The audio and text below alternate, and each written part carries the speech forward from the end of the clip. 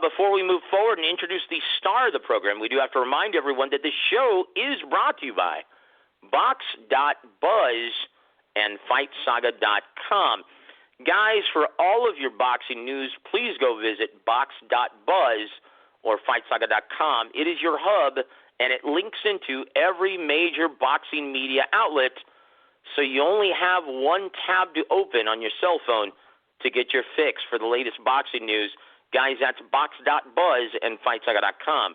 But, guys, this would not be a Sunday evening without the counsel of our very good friend, expert fight trainer and master strategist, the one and only Mr. James Gogue. James, how are you doing, brother? Hey, Joe, I'm doing good. Well, I tell you what, like I said, I'm just giddy with joy, man. And I don't know how many people listening are Cowboy fans, but this is what American society needs. With all of the things that are in COVID, that are going on with COVID and the terrible social unrest, right? We need our pastimes to come through in a big way. And boy, the Cowboys did just that for me. I've forgotten all about all of the politics, all about the COVID, and I feel like a kid again. And that's what these pastimes can do for all of us when they come through in a big way. Gogue, how important is this for the diehard fight fans?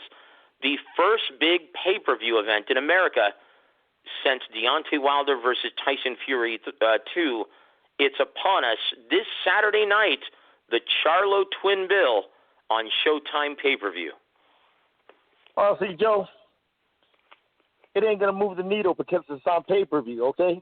This is the type of fight that should be on, regular Showtime or regular Fox primetime, okay? That's how you get the fans excited, okay, when you put two great matchups, okay, on national TV where the most eyes could see it, okay? But, they're putting it on pay-per-view where, the only people that are going to be watching it, they're going to be illegally streaming it, and the people and the diehard fans, okay? Now, the fans that we need, the mainstream fans, they ain't going to want to watch. They're not going to want to pay for this, Joe.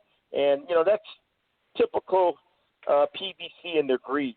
Their stupid moves, Arum is doing the opposite. They're putting their, big matchup coming up in a few weeks. Lomachenko against Lopez on ESPN, not pay-per-view or nothing like that, okay? Then he's got other good ones coming up without pay-per-view. So, but that's the way you grow the sport, Joe. To me, great matchups, but on the wrong platform. And, to me, it's not pay-per-view worthy. Yeah, indeed. And it's funny when you hear the Charlo twins talk about this event, talk about almost beating their chests like they're pay-per-view fighters now. Yeah. In what used to be a symbol of stature in the 80s and 90s, that you were on pay-per-view, a regular pay-per-view attraction, boy, that was saying something. But please explain to the audience what the difference is now and why some of these matchups are being forced on pay-per-view when it's not their time yet. Oh, they can't afford them on regular television budget, so that's why you take it to pay-per-view, But the thing is, it's a risk. It's not the risk for the fighters. They're going to get paid. It's a risk for the promoters or whoever's putting up the money, the TV network, Showtime, okay? If they don't do the numbers, okay, like I don't think they're going to do, they're going to lose their ass.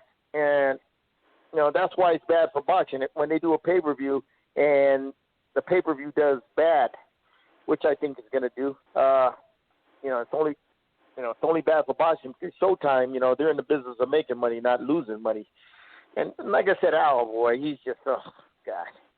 He's done more damage to boxing than good. I don't care what all them fanboys you see on Twitter or Facebook say about Al. He's good for the fighters. He gets them paid. But for the overall health of the sport, he's terrible. He's a cancer, like Arum said. Well, and that's one of the reasons why you need that distinction. The managers and the advisors are supposed to work on the fighter's behalf. The promoters are supposed to be that go-between from the fighters and the networks, working on behalf of all parties involved. Mm-hmm. And we discussed that on last week's show. That's so important because Al Heyman is an advisor and technically not a promoter, even though he's in charge of everything. His primary obligation is to his clients. And so his modus operandi is basically first and foremost to get the most money possible for his clients. Yeah. And that's the biggest difference between him and Bob Arum or Oscar De La Hoya. And unfortunately, Eddie Hearn also acts as manager and advisor to several of his clients as well. Mm-hmm. And that's one of the reasons why you're seeing him inflate the purses of his fighters as well. And it's completely skewing the market, making great matchups virtually impossible during this time. But I tell you what, Gogue, we'll go back to the business of boxing in just a bit. But we do have, and guys, because we already have Gogue's expert opinion and analysis available already on our YouTube page, Warweek Radio on YouTube.com, because we already have Jermall Charlo versus Sergiy Derevyanchenko available on YouTube already for your listen. We are going to focus and start off the show focusing on the headliner, the showstopper, the fight that's slated last, Jermell Charlo versus Jeison Rosario in a unification bout for the WBC, IBF, and WBA Super Welterweight Championship. Gogue, this may or may not be a brilliant matchup. I have a feeling that it will. But this is a really, really good matchup against two very, very willing fighters to bang in the pocket. Your thoughts on this matchup, sir? It's going to be a great fight. Like I said, styles makes fights. And like we talked about earlier, Joe, since he's been training with Derek James, he's become a more aggressive physical fighter, in the mold of his brother. He's not like a cutie pie when Ronnie was training him, where he didn't take a lot of chances, played it safe, just fought at range and distance, tied you up and held you a lot when the fight got transferred to the pocket. Now he's fighting like that. In his last fight for Harrison, boy, he had to really, buckle down and press the action and outfight Harrison, okay? Because Harrison was really winning the fight until, Jermell dug down and, and pulled ahead, going into the later rounds and everything, and eventually stopped him. But this fight is, he can't be like his brother. At this fight, he better be very smart and intelligent because he don't want to fight Rosario's fight, Joe. Okay, when you fight in these big fights, Joe, the fighter that executes his game plan, fights his fight, is the guy that usually wins, okay, when it's even, when they're evenly matched. And Charlo, to him, he's got to go back to his old Charlo self, being cute, fighting from long range, not taking a lot of chances, 70% of the time, using the sweet science, applying the sweet science of boxing, hitting and not getting hit. But 30% of the time, he's got to get this guy's attention, okay, and respect, and not let him, overpower him, like Rosario likes to do. So, to me, there's got to be times he's got to pick the spots when to be physical, and he's got to pick a spots 70% of the time where he's got to fight it from range and distance, and box, feint, combinations, move. You know what I mean? Don't get caught on the ropes, stuff like that. Just fight a smart, intelligent fight and everything. And he'll beat this guy because that other guy, he's not he's a strong, physical volume puncher, and he's got heavy hands. But he's not I don't think he's intelligent and athletic as Jermell Charlo. So yeah, like I said, it's a good fight on regular TV, not pay-per-view. Well, let's take a look at the tape for Jermell Charlo. He's going to be age 30 going into this fight. Can you believe do you remember when they were fighting in the amateurs, Gogue? The Charlo twins? Oh yeah, I've known them since. I know the kids since they were like 14. In fact, when I was at the it's amazing. When I first met him, when I first met him, he had just turned pro and started working with Ronnie Shields. I met him actually on press row when I was covering Julio Cesar Chavez Jr. versus Peter Manfredo Jr. And that was at the Reliant Arena in Houston, Texas. And I first met him, and I mean, I had heard of him through Ronnie, but I just met him that day, and he was such a humble, kind young man. And it's amazing how different their personas have become since, they've become champions. Well, Joe, I know them guys since they were 14-year-old little kids in Willie Savannah's gym, fighting in the amateurs. Yeah, they grew, right. They came from Willie Savannah's gym. The program, with Juan Diaz and Regis Progress, they were little kids, 14 years old, 119 pounds. And when at the WBC convention in, in the Cancun, I seen Jermall. And, we started talking, and he goes, man, he started telling his friends, man, he known me ever since I was a little kid. I said, yeah. His entourage. He goes, oh, man, he known me since I was famous and everything. He known me when I was a little kid fighting in the amateurs. I said, yeah, you did when you're 119 pounds and you only had a handful of fights. But like I said, time flies by, man. And get this, Joe.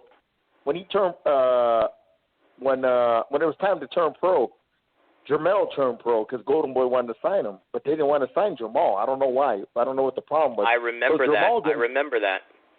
Yeah, Jermall didn't sign pro he didn't turn pro for a while. In fact, when his brother would turn pro, I made a lot of his matches. Jermell coming up, and I would see Jermall there and everything, and I say, hey, when you going pro? He goes, oh, not yet. I haven't made the decision. So after 5 or 6 fights, he decided to turn pro and still didn't have a manager.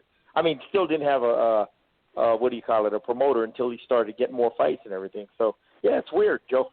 It's weird. I always knew they were good fighters, but they just needed the opportunity.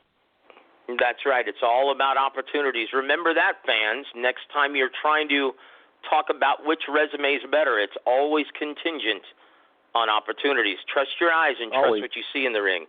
So let's get back to the tell the tape for one Jermell Ironman Charlo. He's going to be entering the ring at age 30. My goodness. He fights out of the orthodox stance. He stands almost 6 feet in the center of the ring. He fights behind a 73-inch reach. Originally from Richmond, fights out of Houston, Texas. And he comes into the ring with a very impressive record. 33 wins, 1 loss, 17 big wins coming by way of knockout. Now, it's funny, and this is the monkey in the wrench, the fly in the ointment, right? What you addressed earlier, Gogue. Since leaving Coach Ronnie Shields, and that was a lot of unnecessary drama a couple of years ago. And I'll tell you this story off the air sometime, Gogue. Oh yeah, I know the story. Yeah, since leaving Coach Ronnie Shields, he went on to train with Errol Spence Jr.'s trainer, Derek James. And you're absolutely right. Do you think that could be his undoing in this fight, or do you think that Jermell can exercise that kind of discipline in the most important fight of his life? He better, because if he tries to fight a total physical fight against this guy, he's fighting this guy's arena, and this guy's a puncher, and he's in shape, and he's physically strong, and he's got a good chin, Joe. Okay, so advantage Rosario. He's got a small. He can't fight his fight. Like I said, Joe, when you got a good matchup like that, evenly matched, it's a guy that executes his game plan with the discipline. Okay, for 12 rounds. I don't think this fight's going to end soon. I don't think it's going to be a knockout. I think it's going to be, unless Charlo gets knocked out. I think this fight's going to go the distance and everything. So he's got to execute his game plan in an intelligent, disciplined fashion, okay? Don't get involved with slugfest with this guy. That'll be his downfall, just like Julian Williams. Boy, but, it's funny. Working with Derek James, you see some improvements of Charlo Actually's ability to fight in the pocket, where J-Rock, as accomplished and as proficient as he is, Yeah, he has some holes defensively on the inside, which is why he got knocked out by Jermell's brother a couple of years ago. So looking at the odds, Gogue, I want to get your take on this. Looking at the odds in this fight, this is a bit surprising. According to Fox Bet, right, Mell Charlo is listed as a 4-1 betting favorite. Jeison Rosario is listed as a plus 300 or a 3-1 betting underdog. Now, the last major fight that we saw on August 22nd, in which the favorite was a minus 400, he was knocked unconscious. Yeah. And that was Dillian White, favored over Alexander Povetkin. Could we see that on September 26th? Oh, yeah. Like I said, Joe, Jermell, if he doesn't stay disciplined and fight an intelligent fight, and if he tries to get in a slugfest with this guy, if he makes some mistakes defensively, especially when he's on the ropes and trying to fight this guy on the ropes, yeah, he gets hit by this guy. This guy can hurt him and everything. So, like I said, Joe, this game is about intelligence. Okay, executing your game plan, calm and poised. Okay, it's not a street fight where you're just going out there and throwing punches out of anger. It's composure and poise and be intelligent and, outthinking the other guy. It's a chess match out there, Joe. If he does it intelligently, yeah, he'll make the fight a lot easier. But if he doesn't, yeah, all it takes is one punch by this Rosario. Indeed. Boy, he's a big, strong guy, and he was originally a middleweight when he first turned pro. Let's take a look at the tail of the tape for the current IBF and WBA champion, Mr. Jeison Rosario. He's going to come into the ring at age 25 from the Dominican Republic. He fights out of the orthodox stance.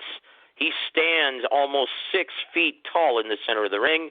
He fights behind a 70-inch reach, fighting out of Miami, Florida, originally from Santo Domingo, Dominican Republic. He has a professional record of 20 wins, 1 loss, 1 draw, and 14 big wins coming by way of knockout. And this is something to behold. This is almost a tale of two fighters, Gogue. When he was campaigning at 160 pounds, he got his first professional loss at Nathaniel Gallimore, against Nathaniel Gallimore. And as soon as he started competing at 154, he just started knocking everyone out. And he blames that on his lack of discipline before.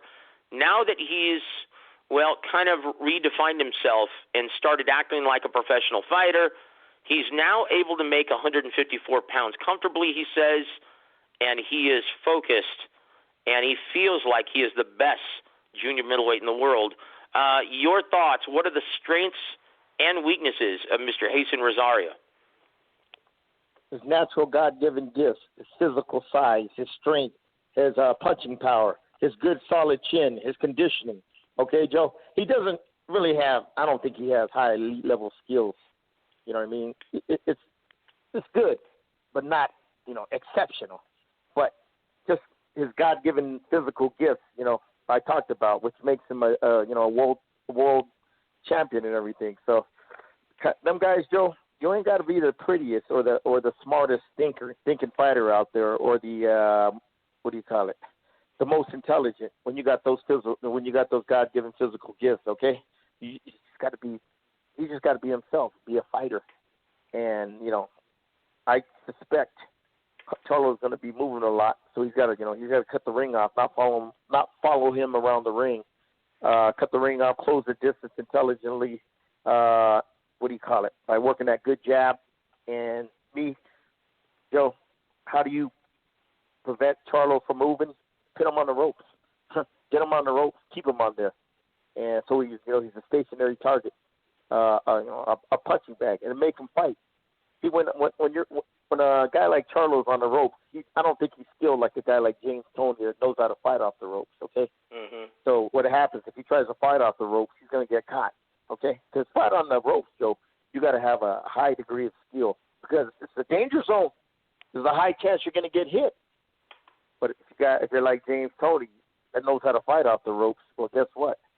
You know, you could use the ropes to your advantage, set traps, okay? Exploit your opponent's openings, okay? His over-aggressiveness, stuff like that. But you know, I don't know if I've never seen Charlo have the skill level or the skill set to fight off the ropes, okay? Because he's going to have to, Joe, because this guy, you know, eventually he's going to pin him, you know, what Charlo will probably do. He'll probably, you know, smother him, time him up, and hopefully if he got Kenny Bayless as a ref, break, take him back to the center of the ring. You know what I mean? He's gonna. Honestly, Joe, it makes a difference on who you have as the ref.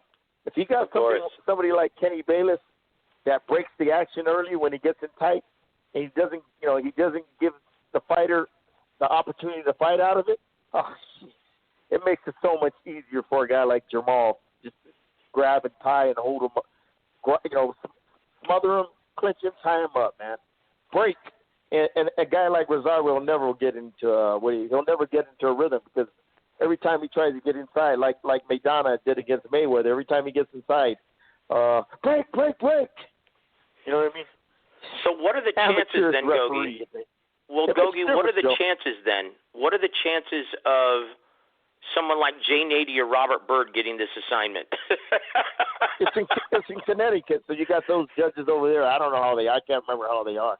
It's in Connecticut, you know, so yeah, under the Connecticut Commission, they'll probably bring some guys in from New York. I have no idea. You know what I mean? Well, we'll keep everyone posted because so far the judges or the ref haven't been assigned for these matchups yet. It should be assigned tomorrow. They usually do it in the beginning of fight week. So we'll keep everyone posted. But Gogue, once again, go over the keys of victory. Keys to victory for Jeison Rosario. What does he have to do to proficiently cut off the ring, close the distance, and work effectively against Jermell Charlo when he does have him against the ropes? Look, before you get him on the ropes, you got to put him there, okay? And it starts with footwork, Joe. Implying intelligence starts with footwork, lateral movement, and a good jab, okay? Cutting his escape routes. That's what you want to do. You want to cut Charlo's escape routes. You know, him pivoting around you, either from the right-hand side or the left-hand side. You know, every time you close in the distance, Joe, you know, Rosario ain't smart enough to use feints. You know, he's just a big, strong, physical fighter that likes to come forward. But, you know, if you use feints, it would make it a lot easier, you know, when you're closing the distance, you know, because he'll freeze Charlo from counter-punching him. You know what I mean? He'll freeze Charlo where he can't counter-punch him coming in. But he still could use a strong, powerful jab, okay, to close the distance. And he's got to close it quick, too, with fast footwork. He can't be a slow, plodding fighter, and, you know, where Charlo, you know, uses his quick footwork to maneuver around him. You know, he's got to use quick, you know, fast, short chopping steps behind a good jab to close that distance. And once he closes the distance, just let his hands go, whatever's there.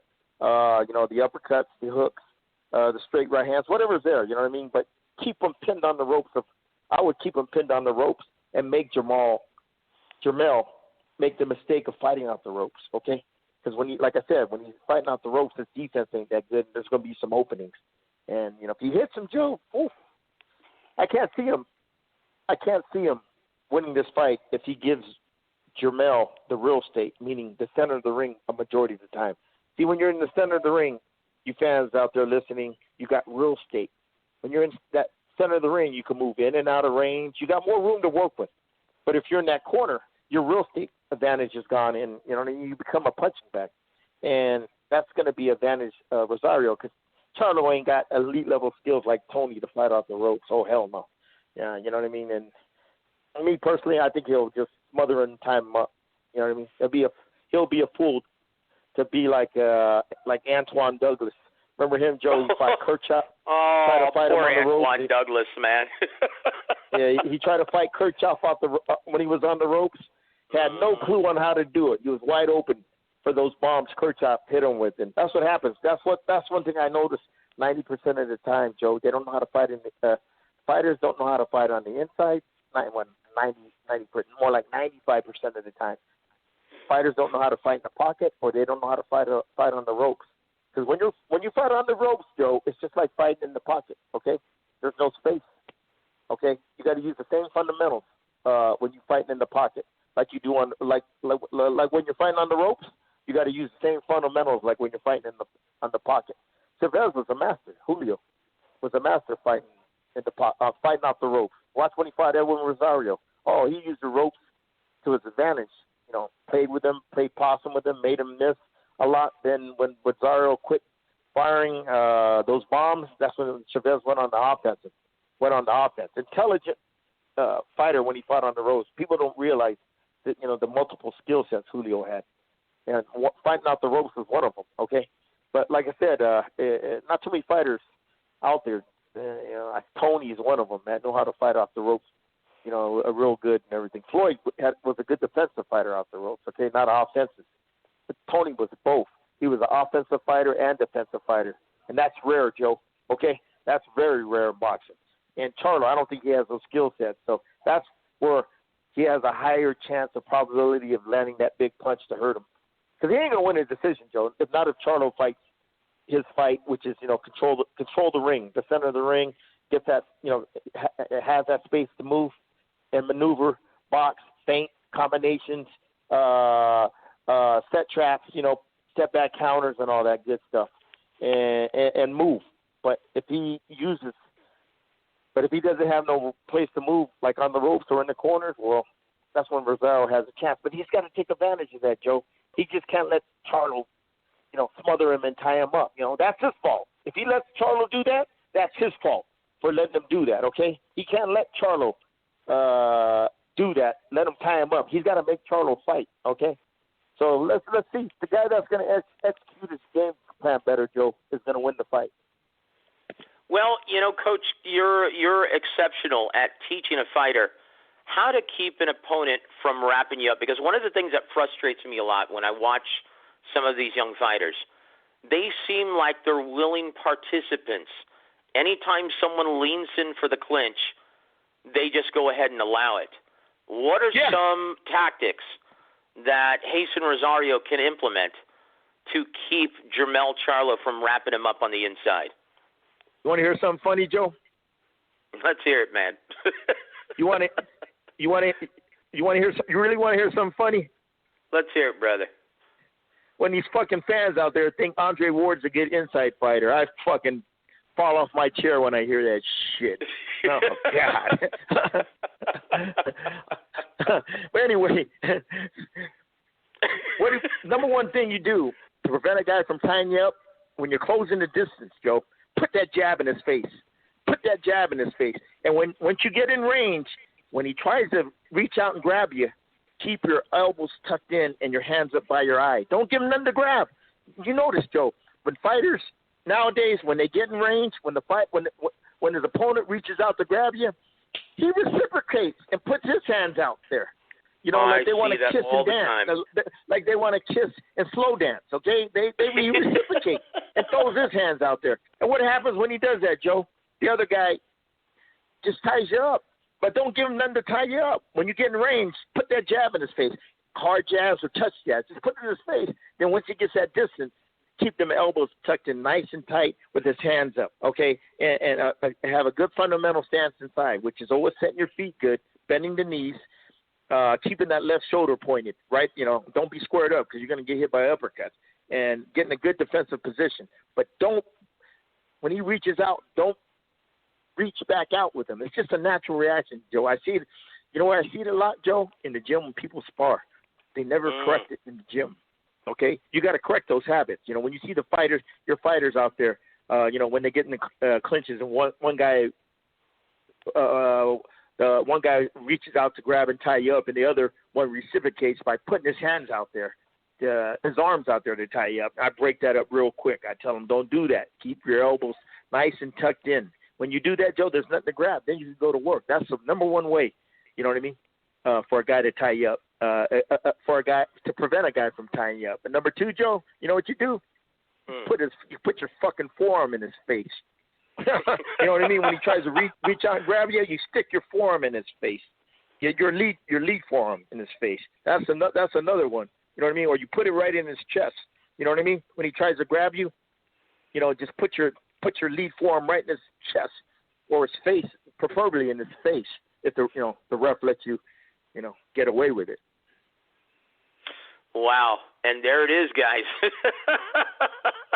Yeah, Joe. Well, how the hell are you going to effectively fight a guy inside if he keeps tying you up and you're letting him? Okay, that's what I'm trying to do. You don't let him.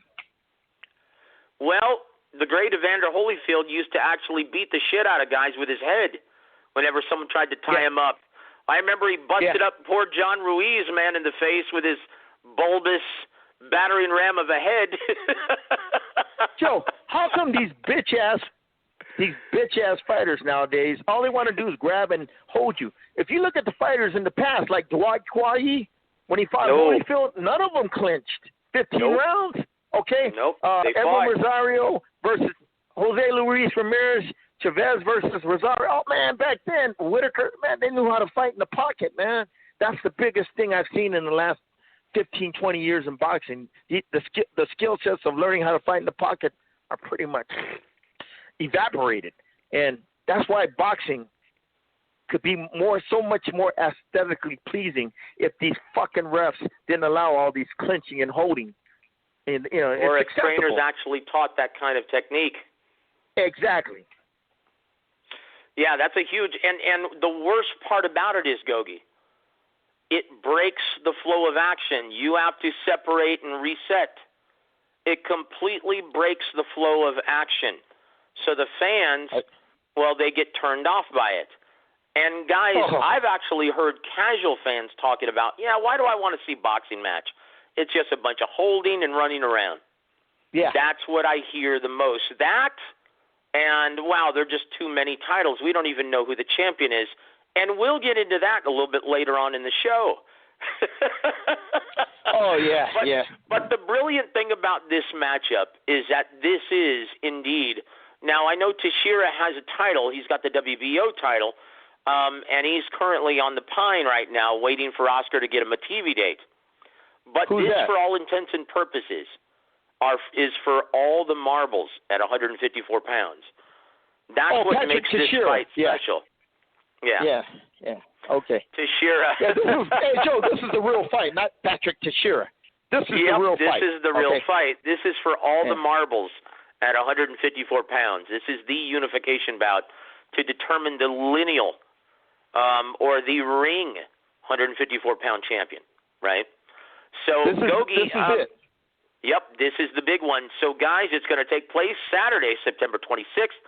Gogue, now, before you make your prediction, I'd like to talk about this, brother, because this is your big prediction for the Jeison Rosario Mell Charlo fight. Now, before you make your prediction, I want to address Teddy Atlas. Now, guys, over the past decade, as I've been covering the sport on FightSaga.com, I've been writing a series of articles tracking the Teddy Atlas curse. Now, I know I haven't brought this up in several years, probably since about 2015, since before the Mayweather-Pacquiao fight, when Teddy Atlas boldly chose Pac-Man to win. But, guys, and it's shocking because Teddy Atlas is among the most intelligent trainers in America. He knows boxing. But for some strange reason, he can't pick a winner if his life depended on it. Let me just rattle off, guys, how many matchups he's gotten incorrect, right? Now, once again, he chose Pacquiao to beat Mayweather. And, guys, keep in mind, these are all 50-50 fights. Like, anyone can pick a wide odds matchup, but these are all 50-50 fights. He chose Margarito over Pacquiao. He chose Cotto over Margarito in their first meeting. He chose De La Hoya over Mayweather, Mosley over Cotto, Tony Thompson over Vlad Klitschko. He chose Ricardo Mayorga over De La Hoya. He chose Kessler over Calzaghe, Margarito over Mosley, Taylor over Pavlik, De La Hoya over Pacquiao, Pavlik over Bernard Hopkins, Roy Jones Jr. over Joe Calzaghe, Zab Judah over Mayweather, Juan Diaz over Juan Manuel Marquez in their first meeting, Zab Judah over Miguel Cotto, Sultan Ibragimov over Vlad Klitschko, David Haye over Vlad Klitschko. Now here's the kicker. He chose Manny Pacquiao over Tim Bradley in their first meeting, and he chose Tim Bradley over Manny Pacquiao in their second. He can't. Okay, and most recently, he chose Deontay Wilder to win by knockout in the 9th round over Tyson Fury in their second fight. And the most recent matchup that he got incorrect, he chose Dylan White to stop his former fighter Alexander Povetkin in the mid to late rounds.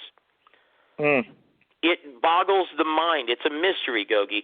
How can someone who's this knowledgeable consistently make the wrong pick when choosing a winner?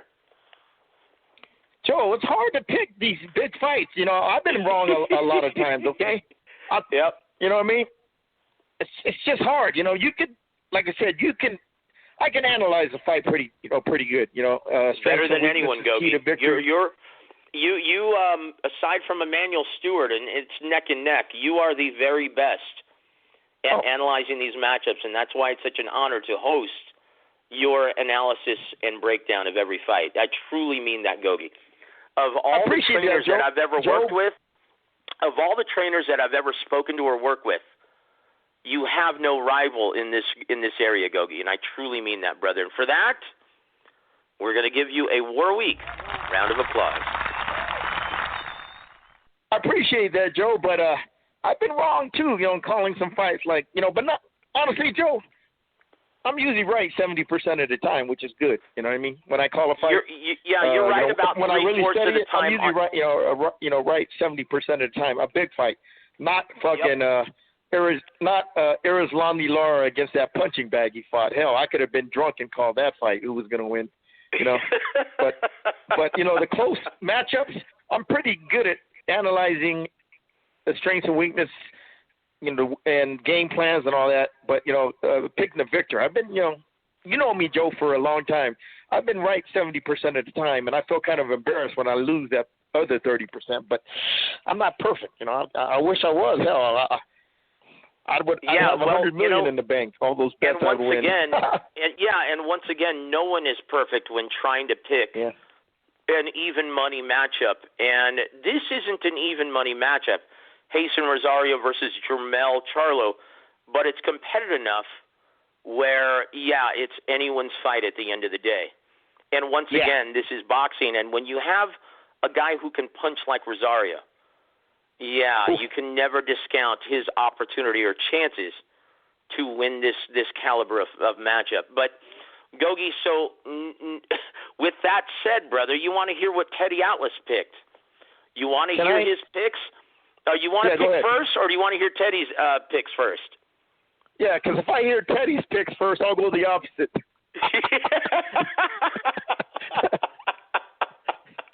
All right, let's see if you agree or disagree with Mr. Teddy Atlas. Who is going to win, Gogue? Is it going to be Jermell Charlo or Jeison Rosario? What did Teddy say? You want to hear Teddy first? Okay, so this is my question. Has Teddy Atlas just jinxed? And I'll give you his two picks, right? He picked Jermell Charlo to win the UD 12 against Jeison Rosario, and he also picked Sergiy Derevyanchenko to upset the mild upset and to become the new WBC middleweight champion over Jermall Charlo. Those were his picks. So, guys, read all about it tomorrow on FightSaga.com. Did Teddy Atlas just curse Jermall Charlo, Sergiy Derevyanchenko and Jermell Charlo? It's going to be published tomorrow at 8 a.m. on Fight Saga. With the information you gave me, Joe, I'm picking Rosario by knockout and Charlo by knockout. It's hard, and what's shocking, Gogue, this is not just a bad like a bad skid over maybe a year. I have been tracking this story for the past decade. Now, notice some of the matchups that I actually called out. They go back about 10 years, right? Yeah. I mean, they go back even further than that. Roy Jones Jr. over Joe Calzaghe, Kelly Pavlik over Bernard Hopkins. I mean, these go back a while. I've been tracking this for a while. Zab Judah over Miguel Cotto, Zab Judah over Floyd Mayweather. Yeah, this goes back a way. So this is nothing new, and he's still making bad picks, choosing Dillian White over Povetkin and Deontay Wilder over Tyson Fury. So, yeah, I have a feeling that you just made the right call, my friend. Yeah, in fact, I think I'm going to go online and put some bets on it, you know what I mean? Well, I tell you what, Gogue, and so, guys, if you're planning on betting on the Rosario Charlo fight, the way, and this is the way I would recommend, and as a handicapper, right, for FightSaga.com. So the way you want to bet is a Rosario knockout at a plus 300, straddled with a Charlo unanimous decision. Okay, that's the way you want to bet parlay. this. If you're going to bet, right? Yeah, no, parlay. the parlay is if you win both the doubleheader, both Charlo fights, right? That's the parlay. And we'll show that's you. What I mean. As soon as you bet this, right? As soon as you bet this, or as soon as you hear this last segment, I'll show you guys how to bet on the parlay. No, this is just the straight up Charlo versus Rosario fight. If you're gonna bet, guys, bet on a Rosario knockout at plus 300, straddled with a Charlo UD. That's how to bet this fight, guys. That's the safe bet. You cover your ass that way, right? Yeah. But, dude, at plus 300, that means, Gogue, if you bet 5 large on this, you win $15,000. Yeah. Boy, that's some long green, brother. Yeah. Yeah, and that's like I said, it's but like I said, Joe, investing is like investing is like picking a winning stock. You know what I mean? It's a gamble. That's right. It's a gamble, it's a gamble. guys. It's volatile. It could be volatile. So please be careful and bet responsibly. Okay? Yeah. You guys are going to do it. But according to our professional opinion, once again, Rosario by knockout, straddled by a Charlo unanimous decision. Gogue, so go ahead, let's sir. Just say this. This is not advice. Just do your own diligence. Okay? Do your own don't hold us diligence. liable, this is man. not advice. But I tell you what, let's do, and I know your breakdown is available on YouTube, but very quickly, Gogue, what are the keys to victory for Jermall Charlo against the very aggressive-minded Sergiy Derevyanchenko, and that's going to be held for the WBC Middleweight Championship. And this is weird. It's going to be for the first headlining event, and the way this pay-per-view is going to be spaced out, Gogue, it's going to be 2 fights, and then we're going to see the first headliner, Jermall Charlo versus Sergiy Derevyanchenko. And then we're going to have a brief 30-minute intermission, and then we're going to see another 2 fights, and then Jermell Charlo versus Jeison Rosario to close the show. That is a very strange lineup, but it's, hey, credit to Steven Espinosa for creativity, though. He's the one who came up with this. But so please remind us, Gogue, what are the keys to victory for Jermall Charlo? He can't let the bully him, okay? This guy is a bully, okay? He's going to try to take your lunch money, okay? You got to hold your own in the pocket. When the fight transfers to the pocket, Charlo's got to hold his own, okay? He's got to get his attention and respect. He can't be fighting going backwards on this guy. That's when this guy gets momentum, and that's when he starts coming on, with a volume of combinations. He's got to, good, like I said, fighting in the pocket, breaking a guy's momentum, okay, from him pushing your back. It all comes down to fundamentals, Joe. Good fundamental stance, how you set your feet, especially that back leg, point that shoulder right in his left chest because, Derevyanchenko, he tends to square up. So just like when Evander Holyfield fought Tyson square up a lot. So, their game plan, Don Turner's game plan was to have Evander's left shoulder and right in his chest. You need leverage, Joe, in the inside, okay? And you get that with a good fundamental stance, bending your knees, getting that back leg set, and having that left shoulder pointed right in his chest, or, if it's not in his chest, being in a good defensive stance where you're not getting hit by those combinations by Derevyanchenko, the uppercuts, the body shots, the hooks, the sweeping right hooks. Derevyanchenko, he throws punches from all angles, Joe, okay, and in combinations. He does. Mm-hmm. He ain't that stiff.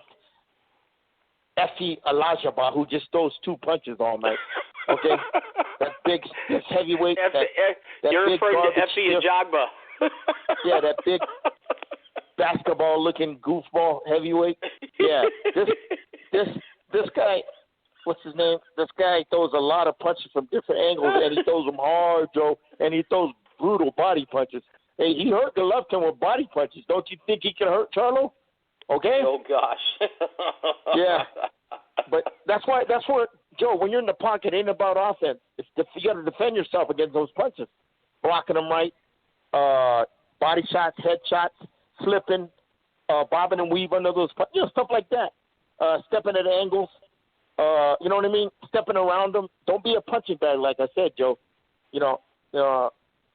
Don't stay there the whole time. Just when he comes in the pocket, don't let him push you back. Don't let him get that momentum. Get that attention and respect early. Good body shots, good short combinations, okay? But just don't stand there. Keep turning them. Keep turning them, okay, like Georgie Benton used to say. Don't let him get his chance. Don't let him get a chance to get in the rhythm, okay? Always, a puncher is only good if you set his feet. But if you keep turning them, he never gets in the rhythm, and you never could get his feet set to get in rhythm, okay? You want to keep him out of rhythm, Joe. He's smart. It's being fucking smart. It's not being Jaime Munguia and just throwing punches and taking more back, okay? You got to be smart, okay? And if Charlo fights intelligently at close range but doesn't stay there the whole time and takes it back on the outside where he can utilize his jab to bust Derevyanchenko's face up, the 1-2s right down the middle, the straight right hands, the right uppercuts, followed by the straight right hand, followed by good body shots. He's got to hit this guy with body shots, Joe, okay, to break him down. That's part of the breakdown process. I know Derevyanchenko's tough, and he's got an iron chin, but you start hitting the guy in the body a lot. No fighter likes to get hit with a body shot, okay? Even iron chin Golovkin. First time I ever seen him fight, Joe. First time I ever seen him hurt when he got hit with that body shot. Am I right, Joe? You're right on the money. I've never seen Golovkin It was get shocking hit. to everyone who witnessed that. Yep. And it was a body shot, not a head shot, okay? That's right. It happened late in the fight. Yeah, that's what I mean.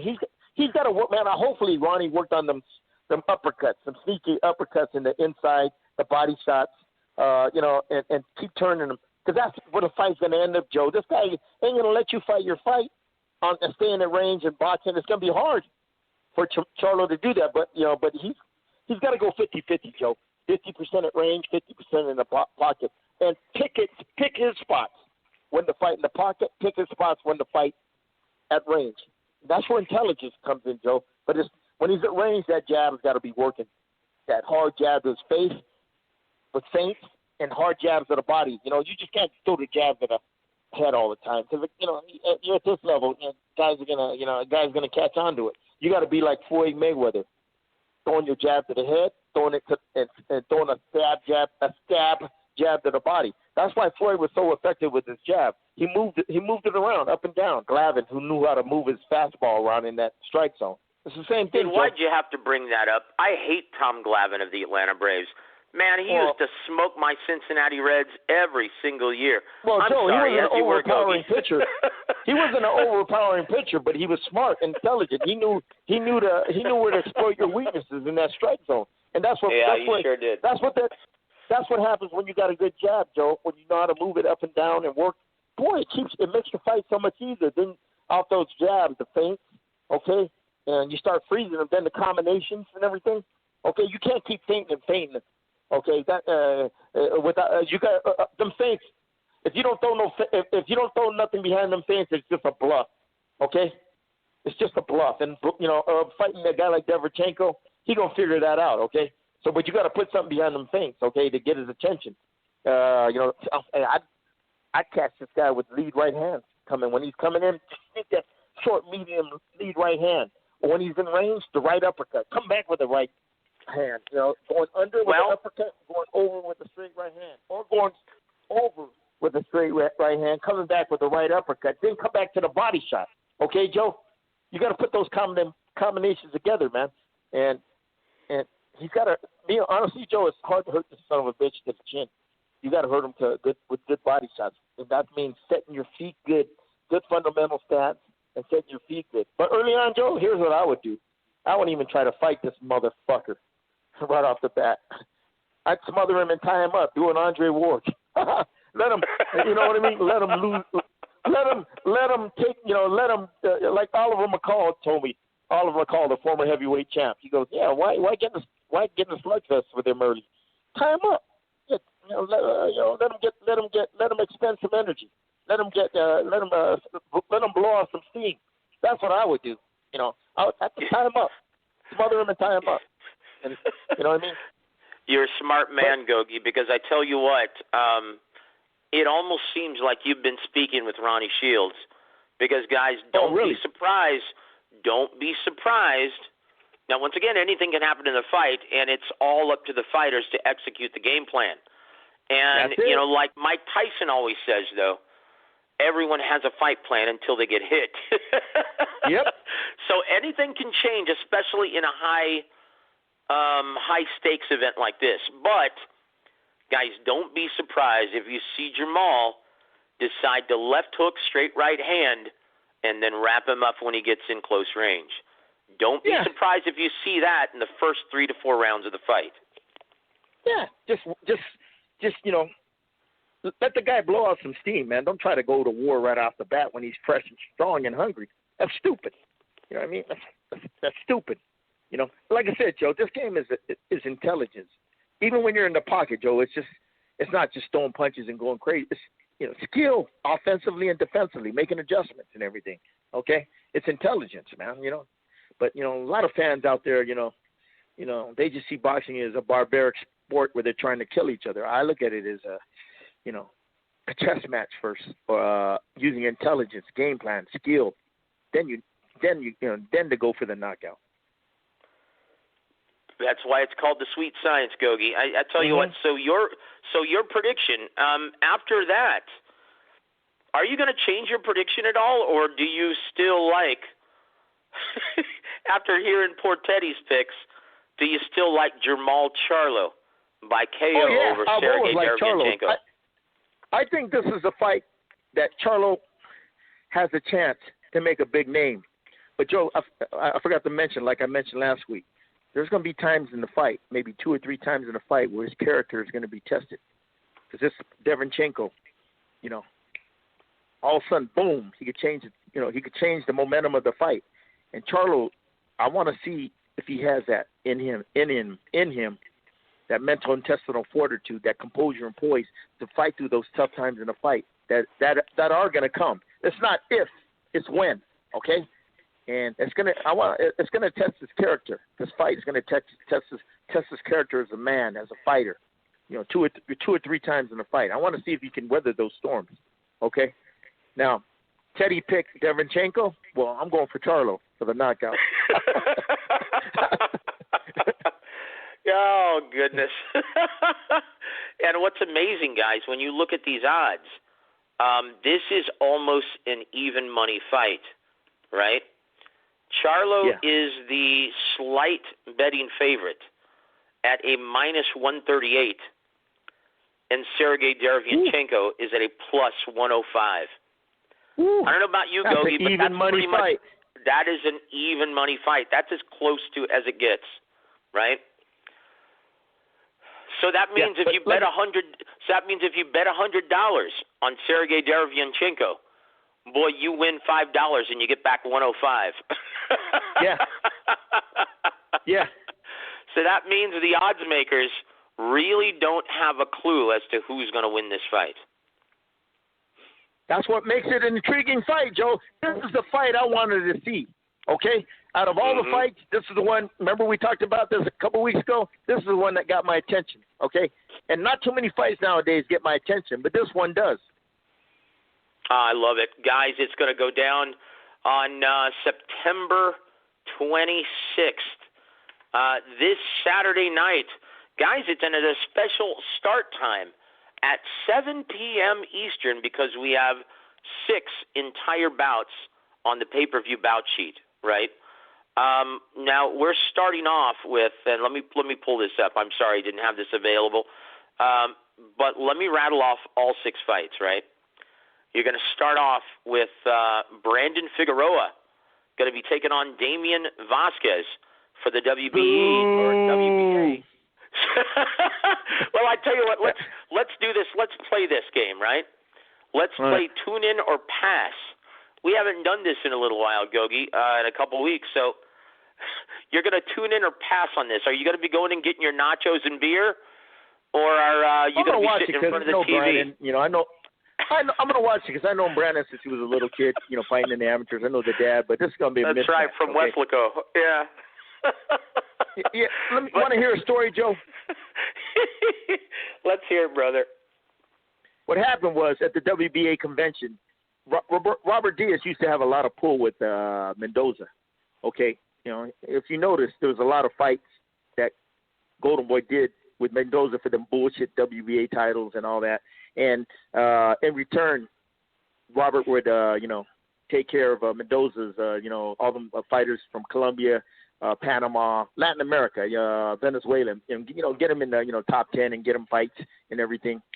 So what happened was at the WBA convention, Robert, lobbied for his guy Ronnie Rios to fight Brandon Figueroa for the title, for that bullshit title. And Robert usually got his way because him and Mendoza had a real tight relationship because he's Golden Boy is the only promoter out there. If you notice, they signed a lot of those Venezuelan fighters out there. That's right. And what happened was when the WBA went against Robert and didn't allow that fight and favored Al Heyman right then and there, that told me, Robert lost. Robert lost his juice with the WBA and went and Mendoza. He's doing what's best for his organization. He went without because they got a lot of TV dates.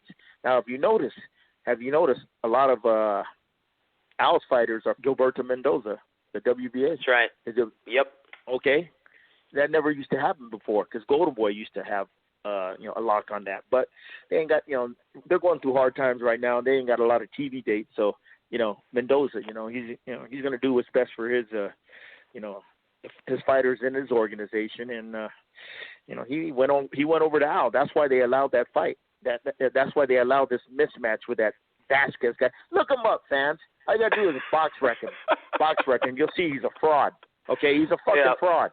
And he ain't got no business playing. Well, he ain't got no business in the ring with Figueroa. Figueroa's gonna, he's gonna walk right. All Figueroa's got to do is make weight. He's gonna knock this fucking bum out.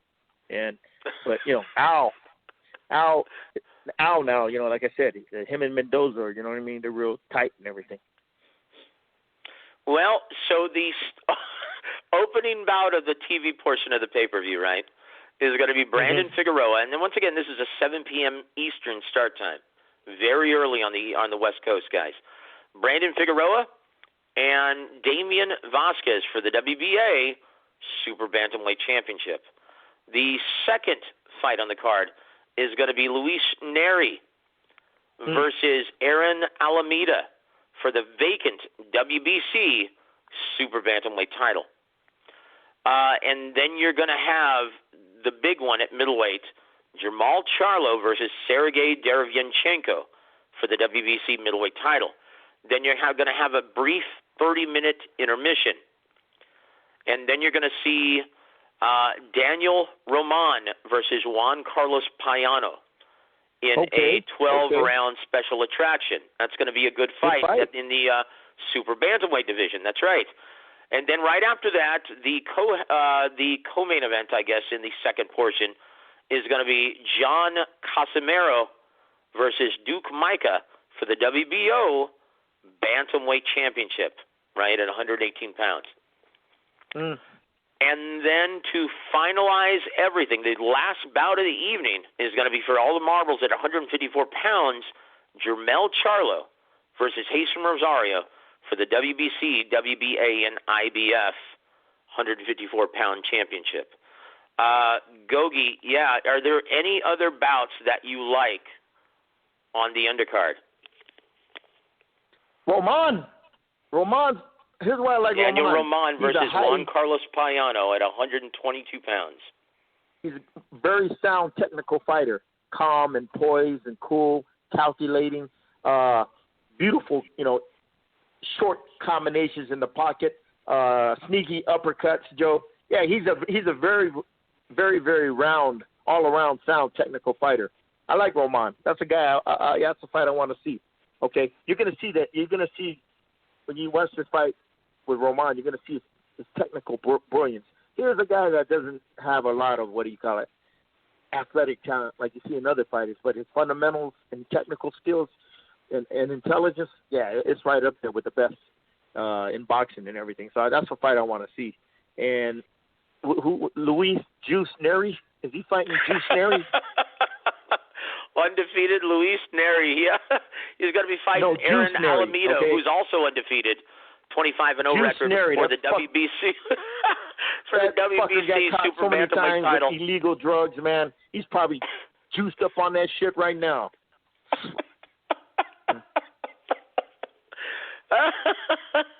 And what about Casimero versus Micah, Gogue? Micah's undefeated, but he's never fought anyone like John Casimero. Casimero, that's my boy Sean Gibbons, this fighter, Filipino guy. I've never seen him fight, but I expect a tough fight because them Filipino fighters, like them Thai fighters, the Korean fighters back in the days, hungry fighters. Yeah, that should be a good scrap, Joe, on paper. Yeah, that should be a good fight too. Well, he's currently the WBO bantamweight champion, so yeah. Should be an excellent fight. Guys, should be an excellent card. And once again, we can't tell you what to do, but we strongly urge everyone to pay for this event. And once again, with the uncertainty of DAZN and not knowing whether or not they're going to be involved in the boxing market in America in 2020 or 2021, we have no idea at this point. So with that uncertainty, it's probably, if you love boxing like we do, it's probably a smart investment if you start supporting these events financially. Now, once again, we can't tell you what to do, but I guarantee you this. If no one supports these financially and decides to stream them illegally, then they're going to cease to exist eventually. No one is in business to lose money. Yeah, no one is in business to lose money. So, well, Joe, to me, boxing's got to learn this lesson. These fights don't belong on pay-per-view, okay? So, to me, it's better if they don't exist and put them on free TV. Then you're going to grow the sport the right way. Not this pay-per-view shit where there's a limited market, a limited viewership, okay? So let me ask you then. You bring up a really interesting point, Gogue, and this is a really interesting discussion and debate. And we're not going to go completely into it because we're already over time. But what's more important for the greater health of the sport? Sending a message to these guys that inflated purses, that era is over and done with, and these fighters have to start understanding the realistic market demand? Or should we endorse this and support this? So Stephen Espinosa and the Showtime stockholders maybe break even on this. Joe, the market always dictates the demand, okay? Let it run its course. It's called free enterprise capitalism, okay? That's all I got to say. Now, if it does good and it profits, that's great. If it doesn't, hey, you better learn. You better learn your lessons. Me personally, Joe, I don't see how this fight's going to do. break even. Okay, that's me. Okay, just me knowing how tough pay-per-view business is. And get this, Joe. In order, they haven't even did any mass promotions for this fight. Have you noticed? They haven't done nothing big to like create excitement in this fight, create excitement in this event. They haven't done shit. So basically, like I said, Joe, to me, if it falls on its face, oh well. Well, we'll see this week, and that's a really interesting point that you just made, Gogue, and it's something that we'll be discussing this week on Rodney Green's show as well as Lee Cleveland. But, it's funny. I always think about when Floyd Mayweather fought Miguel Cotto. But once again, those are two headliners, legitimate pay-per-view headliners, right, we're talking about. That's a completely different animal. But I remember before that fight, there was no buzz. And then all of a sudden in fight week, when you get the grand arrivals at the MGM Grand, all of a sudden it took on a life of its own. And it just turned into a monster, and it ended up being one of HBO's more lucrative pay-per-view events. That's Floyd Mayweather. Yeah, but once again, that's Floyd Mayweather and Miguel Cotto, two legitimate headliners. Charlo, not the Charlo brothers. Yeah. So we'll see. We'll see if this week, the fight week, all of the media, we'll see if they can create some buzz down there. Oh my gosh, that's right. Is there even going to be any media there? This is going to be taking place in the bubble at the Mohegan Sun Arena in Connecticut. Yep. Oh my word. Yep. Oh, I just thought of that. Oh, jeez. Yep. Yeah, that's not good, Gogue. That's not good. Do you know any media members who are flying out to Connecticut for this week? No, just Raul Marquez. He's doing the show for Spanish pay-per-view. That's right. No, but he's not a member of the media. He's a commentator for Showtime. Yeah. Do you know any media members who are making the trek to Connecticut to cover this event while we're still under lockdown and COVID? Yeah, exactly. I don't know. Oh, boy. Yeah, this is going to be a tough sell, Gogue. Well, let's just hope for the best, and let's hope that we see some great fights on Saturday night. Gogue, we've run over time. We've run over time again, and we didn't even get to talk about your favorite prospect in boxing, Mr. Jaron Ennis, who, was in a very awkward fight last night on Showtime, but it was the fight of the entire broadcast because it definitely wasn't Erickson Lubin versus Terrell Gaucher. That one, boy, that actually gave Chris Bird versus Devaro Williamson, in terms of boredom, a real run for its money. It was like watching paint dry, Gogue. Yeah, like I said, Joe, the guy ain't got a chin. He knows he ain't got a chin, so he's gonna fight very cautious and defensively and boring. But the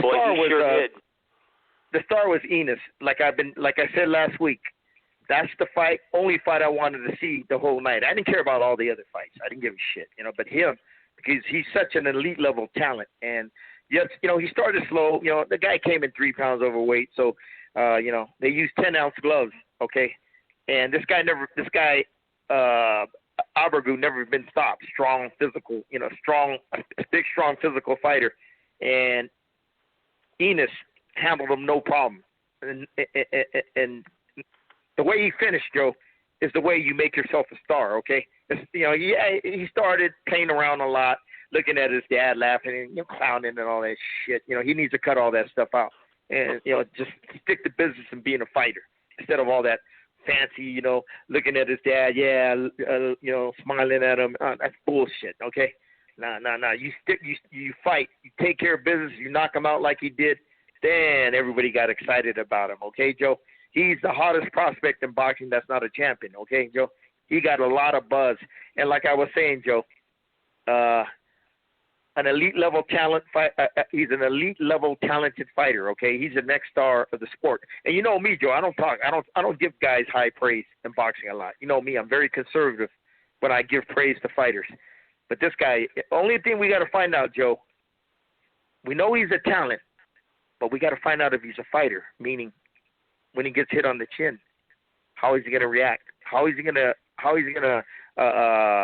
behave in pressure moments in a fight, when the fight gets tough. Stuff like that, Joe. You know what I mean? We got to find out if he's a fighter. We know he's a talent, but like I said, Joe, he's the only fighter I've seen that's not with Al Heyman get on Showtime. So that just tells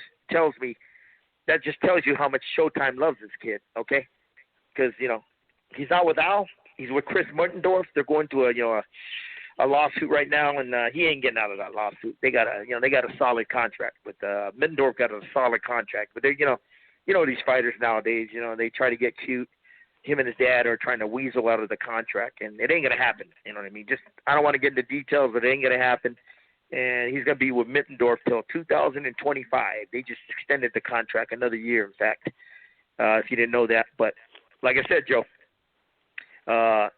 you know what I mean? It doesn't matter if Middendorf is the promoter or if Al's involved. Showtime loves him, okay, Joe? And once you got a big network behind you, guess what? The sanctioning bodies see that. They'll get him ranked number one, and they'll force them champions to fight him. And if they don't want to fight him, which I suspect, they'll vacate the title, and he'll win a belt. He'll win one of them vacant belts. Not this year, but next year he'll be champion. Well, I tell you what, he sure does look the part, and like you said, Gogue, we'll see whether or not he is Vitaly Klitschko or Vladimir Klitschko in the ring. Yeah, the Bitchko brothers. Yeah. Well, it was so strange because, both guys, they could fight. They're amazing fighters, both Hall of Famers, right? They're going to be Hall of Famers, but one brother had an iron chin, was never floored. And then you had another one, oh boy, he seemed to have eggshell. Yeah. So we'll see whether or not Jaron Ennis is Vlad or Vitaly. Exactly. But I tell you what, it's going to be really interesting to see. So who knows? Maybe Jaron Ennis will be getting out of his contract at the same time as Canelo Alvarez in 2025. Yeah. But Joe, like I said, man, he ain't getting out of his contract, but Showtime loves him, and that's all. They're gonna have to deal with it, and you have to deal with it. Well, as long as he's got the traction and Steven Espinosa behind him, he'll still get the big fights. He'll still make the money. So credit to Jaron Ennis for being the only fighter besides Jose Pedraza that looked brilliant last night. And congratulations to Jose Pedraza, former two-division world champion. He fought Javier Molina, and boy, when you're talking about making a fighter fight his fight, Jose Pedraza was in the driver's seat from the word go and really fought a masterful performance. In fact, I think that is his finest performance I've seen in recent memory, Gogue. It was a brilliant, I gotta watch that fight. I missed it. I'm gonna watch it. Absolutely. He used brilliant upper body and head movement, feints, footwork, moving out of range.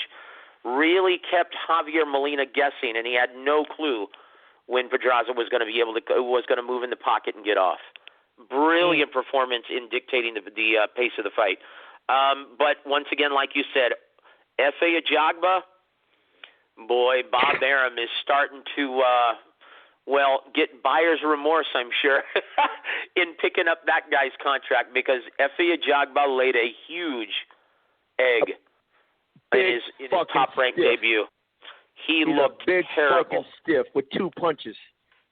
I've seen club fighters that look better than him, Gogue, and I'm not joking. Yeah. I've seen club heavyweights look better than that. He reminded me of David El Nino Rodriguez. Oh, jeez.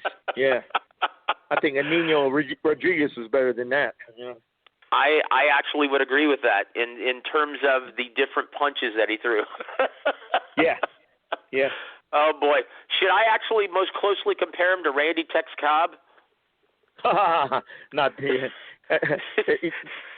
had a good chin. Okay. Yeah. That's about all he had. He's a much better actor than he is a boxer. We'll leave it at that. But, guys, that's going to just about do it. We've gone over time. We want to thank you for sticking with us. And in case you missed any part of the show, it's going to be available on YouTube. So go visit our YouTube page. Don't forget to subscribe, comment, and like all of our videos, guys. But, Gogue, do you have any parting shots for our listening audience this evening? No, thank you guys for tuning in all over the world. Let's just hope these fights play out the way they should be, on paper and everything. You know what I mean? So, yeah, but I just wish it was, shown on free TV to get everybody excited again in America about boxing. But anyway, yeah, just thank you again for tuning in, and tune in next week, and we'll talk about the fights. Love you guys all. Guys, he's 3-decade fight trainer James Gogue. Always a treat, Gogue. Thank you so much for your analysis, brother. But that's going to just about do it, guys. We want to thank you so much for tuning in. This is, once again, War Week Radio. And, guys, we're going to be back on the air again this Tuesday night, hearing Rodney Green give his take on this upcoming pay-per-view, as well as all of the latest boxing news. But that's going to just about do it, guys. I'm Joseph Heron on behalf of James Gogue. God bless all of you, and have a happy Sunday evening, everybody.